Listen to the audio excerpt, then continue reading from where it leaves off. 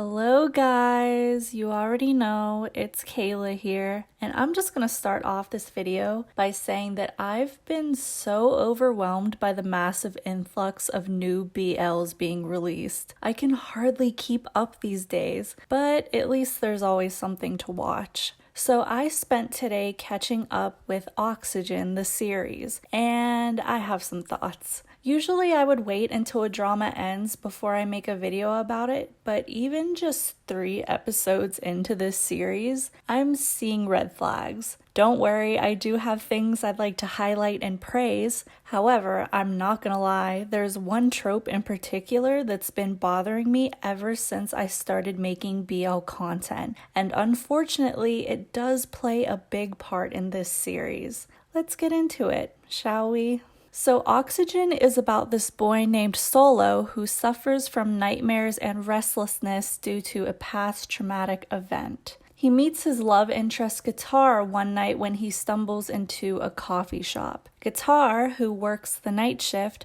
offers him a warm cup of milk to help him fall asleep. Now this is such a sweet and refreshing way to have two characters meet, and it made me really excited to continue watching this drama. Now I know that some of my subscribers have voiced their boredom with dramas that center around university life, and I totally get that. So I thought that introducing the main couple in this way, where Solo's student affairs are separate from Guitar's job as a barista, was a nice change and a little reminiscent of Mork and Sun in Dark Blue Kiss.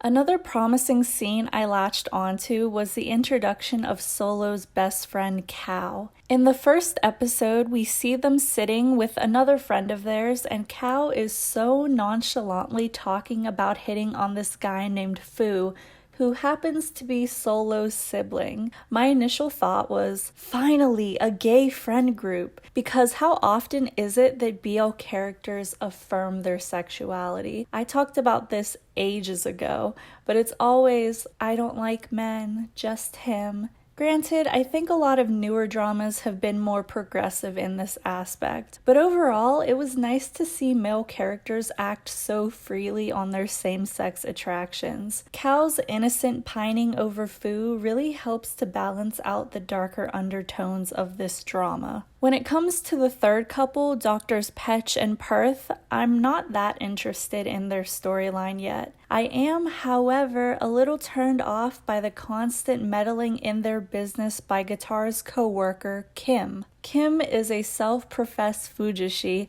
and she's hell-bent on convincing Petch that he's gay and secretly likes Perth. It reminds me of Sun from Kiss Me Again and how she made it her mission to find out if Pat and Matt were together. First off, nobody gets to decide your sexuality for you. Secondly, taking photos and videos of someone without their permission is an invasion of privacy. It isn't a cute and relatable portrayal of what it's like to be a fangirl. It's stalker behavior. I think that seeing such a worn-out stereotype of what it's like being a female fan is what really made me say, I don't care what happens with Kim and the doctors. I'll be elaborating on the stereotyping in a moment. So far, I think Oxygen is doing a good job of leaving the viewer on a cliffhanger, especially near the end of the 3rd episode where we see a senior about to do some terrible things to a drugged, unconscious Solo. During my time watching Thai BLs, I've noticed that blackmail is a popular conflict in many dramas,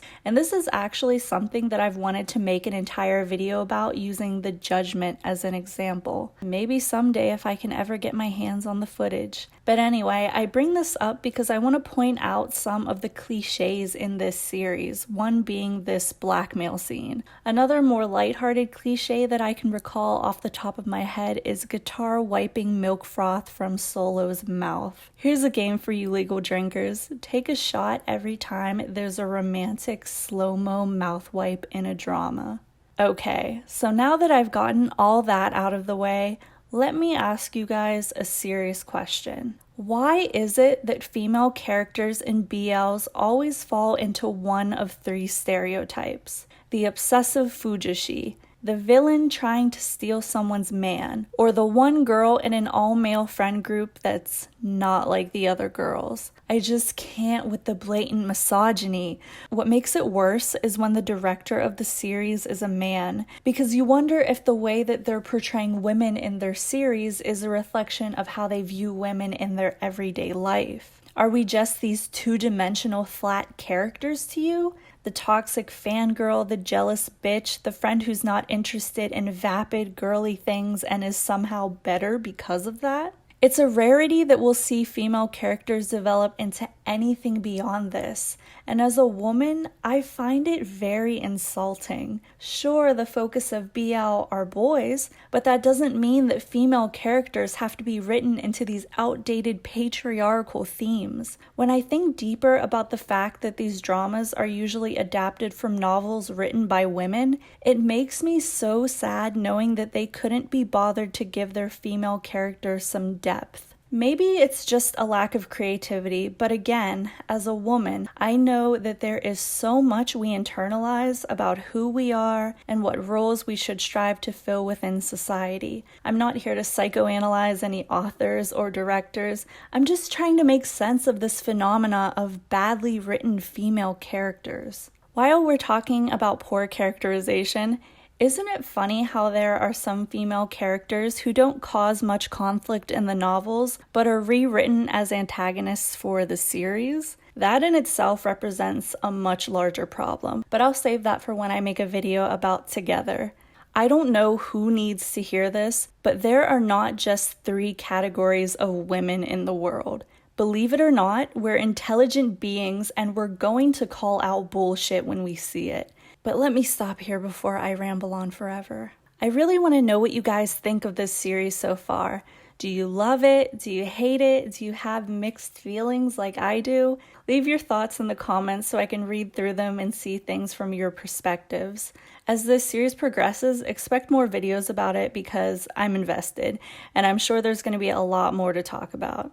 But anyway, thank you to the moon and back for watching. Stay safe, you guys, and I hope to see you in the next video. Bye!